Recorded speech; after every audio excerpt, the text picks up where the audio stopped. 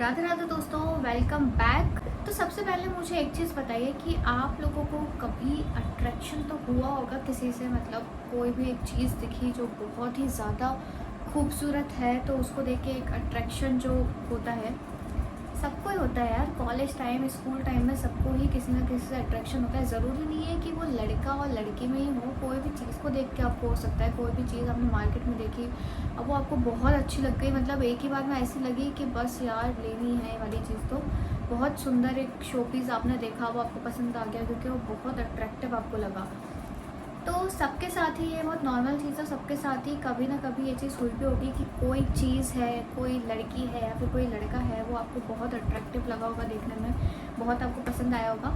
तो आज हम इसी के बारे में बात करने वाले हैं। इसी से रिलेटेड आज हमारा टॉपिक है, जो है हमारा एडजेक्टिव और एडवर्ब्स के बारे में। तो हमारा जो सेंटेंस होता है उसमें भी जो हम अट्रैक्शन ऐड करते हैं वो हमारे एडजेक्टिव और एडवर्ब की वजह से ही आता है। तो आज हम इसी के बारे में पढ़ने वाले हैं, तो बिना देरी के जल्दी से शुरू करते हैं। तो भाई, हमारे जो एडवर्ब और एडजेक्टिव्स होते हैं ये क्या करते हैं, हमारे सेंटेंस को और अट्रैक्टिव बनाते हैं और अच्छा बनाते हैं। जैसे एक एग्जांपल हम छोटा सा ले लेते हैं। अगर मुझे कोई लड़का दिखा और मैंने बोला कि ही इज़ अ बॉय, तो इस सेंटेंस से क्या समझ में आ रहा है? इस सेंटेंस से बस ये समझ में आ रहा है कि वो एक लड़का है। ठीक है, बस इतना ही समझ में आ रहा है कि वो एक लड़का है। बाकी उसके बारे में इसमें और कुछ भी डिस्क्राइब मैंने नहीं किया है कि वो कैसा लड़का है। अब अगर इसमें मैंने ये ऐड कर दिया कि he is a tall, handsome and smart boy, तो पता चल गया हमको कि वो कैसा लड़का है। वो टॉल भी है, वो हैंडसम भी है, साथ में स्मार्ट भी है। What a perfect combination. तो ये हमारा हो गया कि हमने इसमें कुछ चीज़ें ऐसी ऐड करी, कुछ ऐसे वर्ब्स का हमने यूज़ किया इसमें, एडजेक्टिव और एडवर्ब्स का, जिससे हमारा जो सेंटेंस है वो और खूबसूरत हो गया, वो और अट्रैक्टिव हो गया। ठीक है, अब हम एडजेक्टिव्स की पहले बात करते हैं। तो एडजेक्टिव्स जो होते हैं हमारे, उसमें हमारे 3 फॉर्म होते हैं एडजेक्टिव्स के। ठीक है, फर्स्ट फॉर्म हमारी हो गई कि he is a tall boy. हमें ये पता चल गया कि वो जो बॉय है वो क्या है, टॉल है। दूसरा जो हमारा फ्रेम फॉर्म हो गई इसकी, वो है he is a taller of the 2 boys. मतलब इसमें हमें ये पता चल रहा है कि वो उन 2 लड़कों में सबसे ज़्यादा टॉलर है। मतलब इसमें कंपैरिजन की बात आ रही है कि हम कंपेयर कर रहे हैं 2 लड़कों से उसका। थर्ड जो हमारा फ्रेम है वो हो गया he is the tallest boy in his class. तो वो इसमें हम अब क्लास से कंपेयर कर रहे हैं, मतलब 2 से ज़्यादा लोगों से हम उसका कंपेयर कर रहे हैं कि वो लड़का टॉल तो है लेकिन अपनी क्लास में सबसे लंबा लड़का है। तो ये एडजेक्टिव्स के 3 हमारे फॉर्म्स होते हैं। अब ये 3 जो फॉर्म्स मैंने बताए कि he is a tall boy, taller of the 2 boys, he is the tallest boy in his class. तो ये तीनों जो हमारे फ्रेम थे इसमें, मतलब तीनों जो हमारे फॉर्म थे एडजेक्टिव्स के, इसमें कुछ आपने नोटिस की होगी, कुछ चीज़ की आपने, कुछ चीज़ इसमें नोटिस। चलो मैं बता देती हूँ कि हमारा जो पहला सेंटेंस था he is a tall boy, ये हमारा नॉर्मल सेंटेंस है। सेकंड जो हमारा सेंटेंस था वो था he is a taller of the 2 boys, तो इसमें हमने ई आर का यूज़ किया है। और थर्ड वाले में हमने टॉलेस्ट का यूज़ किया है, मतलब EST हमने इसमें ऐड किया है लास्ट में। तो हम ये देख लेते हैं कि हम ये कैसे पता करेंगे कि कहाँ हमारा EST आएगा और कहाँ हमारा ER लगेगा। तो इसके बारे में बात कर लेते हैं। अब जब हम, जैसे हमने लास्ट वाला जो सेंटेंस था he is the tallest boy in his class, तो इसमें हम कंपेयर कर रहे थे बहुत सारे लोगों के बीच में। तो जब हम किसी का कंपेयर करते हैं बहुत सारे लोगों के बीच में, तो हम वहाँ यूज़ करते हैं EST। कोई भी हमारी वर्ब हो उसमें हम EST यूज़ करते हैं। ठीक है, तो हमारा बन जाता है एडजेक्टिव। इसमें EST का हम यूज़ करते हैं। जैसे टॉल का टॉलर होगा और टॉलेस्ट हो जाएगा। अगर हम टॉल की बात कर रहे हैं, अगर हम कंपेयर कर रहे हैं 2 से ज़्यादा लोगों में, बहुत सारे लोगों में, तो हम EST का यूज़ करेंगे। तो वही अगर हम कंपेयर कर रहे हैं 2 लोगों में, तो हम ER का यूज़ करेंगे। As simple as that. कि हम अगर बहुत सारे लोगों में कंपेयर कर रहे हैं, 2 से ज़्यादा लोगों में, मतलब बहुत सारे लोगों में, तो हम EST का यूज़ करेंगे। And if we compare between 2, अगर हम 2 लोगों में कंपेयर कर रहे हैं, दैन वी यूज़ ER, तो हम ER का यूज़ करेंगे।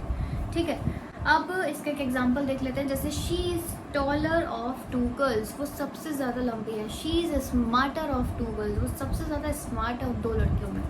Because we compare 2 girls. ठीक है, हम 2 लोगों का बीच का कंपेयर कर रहे हैं, दैन वी यूज़ ER, तो हमने ER का यूज़ किया है। लेकिन English is very complex language. I think एक कहीं ना कहीं किसी न किसी फॉर्म में या फिर हर फॉर्म में इंग्लिश की कभी एक रूल होता है तो वहीं एक एक्सेप्शन भी होती है। तो इस वाले हमारे केस में भी एक एक्सेप्शन है, और वो एक्सेप्शन ये है कि बहुत सारे ऐसे एडजेक्टिव्स हैं जिसमें ना ER लगता है और ना हम EST का यूज़ करते हैं। तो भाई अब क्या लगा है यार, अभी तो बताया था कि ER लगेगा, EST लगेगा, तो अब क्या आएगा यहाँ। नॉर्मली एग्जाम्पल से इसको समझते हैं। तो एग्जाम्पल अगर हम बोलें she is a beautiful girl, तो हमने नॉर्मली बोला कि she is a beautiful girl, तो हम ER और EST की जगह, मतलब हमारी कोई कोई वर्ब ऐसी होती हैं जैसे ब्यूटीफुल जो है हमारी, उसमें हम ब्यूटीफुलर उसको नहीं बोल सकते या फिर ब्यूटीफुलेस्ट उसको नहीं बोल सकते हैं, ठीक है। तो अगर इस तरीके की वर्ब अगर हमें मिलती हैं जैसे ब्यूटीफुल है, तो हम इसमें क्या लगाएंगे, वी यूज़ मोर ब्यूटीफुल और मोस्ट ब्यूटीफुल। अगर हम कंपेयर की बात करेंगे तो she is more beautiful then her sister, okay. और मोस्ट का हम यूज़ करेंगे कि she is most beautiful girl in the class. जब हम बहुत सारे लोगों के बीच में कंपेयर कर रहे हैं देन वी यूज़ मोस्ट। जब हम दो लोगों के बीच में कंपेयर कर रहे हैं देन वी यूज़ मोर।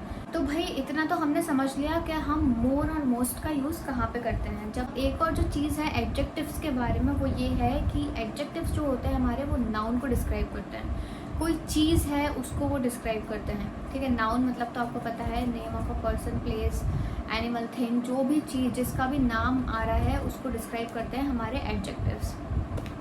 अब ये हो गई हमारे एडजेक्टिव्स की बात। अब हम करते हैं एडवर्ब की बात। तो हमारे एडवर्ब्स क्या होते हैं, तो हमारे जो एडवर्ब होते हैं, अब भाई इनके नाम में समझ में आ रहा है कि वर्ब मतलब जो वर्ब को डिस्क्राइब करते हैं वहाँ उसको हम एडवर्ब बोलते हैं। फॉर एग्जाम्पल हम देख लेते हैं, रचित is very tall, she sings very loudly. रचित इज़ वेरी टॉल, तो वेरी हमारा क्या हो गया, वेरी इज़ अवर एडवर्ब, मतलब वो हमें हमारी वर्ब को क्या कर रहा है, वर्ब हमारी लाउड है और वेरी क्या कर रहा है, उसको और अच्छे से डिस्क्राइब कर रहा है कि वो गा तो रहा है लेकिन वो बहुत तेज़ गा रहा है, वो लंबा तो है लेकिन बहुत लंबा है। तो हमारी ये जो वर्ब है लाउड, टॉल, इनको डिस्क्राइब कर रहा है हमारा एडवर्ब। वेरी का यूज़ करके हम अपने एडवर्ब को हम अपनी वर्ब को डिस्क्राइब कर रहे हैं। इन सेंटेंस में हमने कुछ ऐसे वर्ड का यूज़ किया था जिससे हमारी जो वर्ब है सेंटेंस की, उसकी वैल्यू बढ़ गई है। जैसे for example, I want a new phone badly. I want a new phone badly, मुझे मेरा फ़ोन चाहिए, मुझे हर हालत में मेरा फ़ोन चाहिए। बैडली मतलब मैंने उस पर और ज़ोर दे दिया उस चीज़ को कि भाई मुझे मेरा फ़ोन तो चाहिए, आई वॉन्ट माई फ़ोन। अब ये क्या है, एक बहुत नॉर्मल सेंटेंस लग रहा है कि आई वॉन्ट माई फ़ोन। वहीं अगर मैंने इसमें बस एक वर्ड ऐड कर दिया बैडली, तो इसका पूरा एक सेंटेंस मीनिंग चेंज हो गया। सब भावनाएं, इमोशन सब बदल गए, जज्बात बदल गए, इमोशन बदल गए, तो सब चीज़ बदल गई इसमें बैडली का सिर्फ यूज़ करके। तो I want my phone badly, ठीक है। तो एडवर्ब की एक पहचान भी है, वो मैं आपको बता देती हूँ कि जिन वर्ड के लास्ट में वाई का यूज़ होता है, जैसे कि बैडली, तो ये वर्ड हमारे क्या होते हैं, एडवर्ब होते हैं। सिंपल आपको याद रखना है कि जिन वर्ड्स के पीछे वाई का यूज़ हो तो वो क्या होंगे, हमारे एडवर्ब होंगे, ठीक। तो दोस्तों आज मैंने यही लिया था एडजेक्टिव और एडवर्ब के बारे में, एंड आई होप कि आपको पसंद आया होगा और आपको ये समझ में भी आया। मैंने एग्जांपल का यूज़ करके और बहुत मैंने ट्राई किया कि सिंपल वे में मैं आपको अच्छे से बता सकूं एडवर्ब और एडजेक्टिव। तो आई होप कि आपको ये पसंद आया होगा। तो अब हम इस वीडियो को देते हैं विराम, अगले वीडियो में मिलते हैं। जब तक लिए अपना ध्यान रखिए, सुरक्षित रहिए, वीडियो को लाइक और चैनल को सब्सक्राइब करना ना भूलें। राधे राधे।